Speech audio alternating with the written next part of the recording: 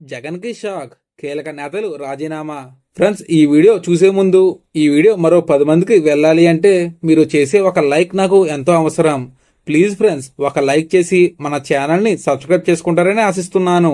అలాగే ఈ వీడియో గురించి మీరు ఏమనుకుంటున్నారో కామెంట్లో తెలియజేయండి. ఇంకా ఏమాత్రం లేట్ చేయకుండా వీడియోలోకి వెళ్దాం.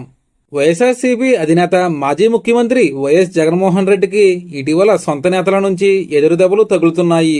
2019 ఎన్నికల్లో భారీ మెజారిటీ సాధించిన జగన్ 2024 ఎన్నికల్లో పూర్తి స్థాయిలో ఓటమి పాలయ్యారు.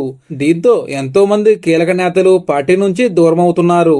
అయితే త్వరలోనే మరో మాజీ ఎమ్మెల్యే కూడా పార్టీ వీడే ఆలోచనలో ఉన్నారా అంటే అవుననే సమాధానం వస్తుంది. సింగనమల నియోజకవర్గంలో 2019 ఎన్నికల్లో విజయం సాధించిన జొన్నలగడ్డ పద్మావతి, సాంబశివారెడ్డి దంపతులు పార్టీ కోసం ఎంతో కృషి చేశారు. ఇకపోతే ఇటీవల కాలంలో సింగనమల నియోజకవర్గ ఇన్ఛార్జ్ బాధ్యతలను మాజీ మంత్రి సాకే శైలజానాథ్కు జగన్మోహన్ రెడ్డి ఇచ్చారు.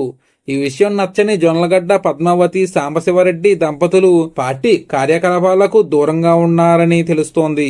కొత్తగా ఏర్పాటు చేసిన వైసీపీ కార్యాలయం ప్రారంభోత్సవానికి ఎంపీ మిథున్ రెడ్డితో పాటు సజ్జల రామకృష్ణారెడ్డి, సాకే శైలజనాథ్ వంటి వారు పాల్గొన్నారు.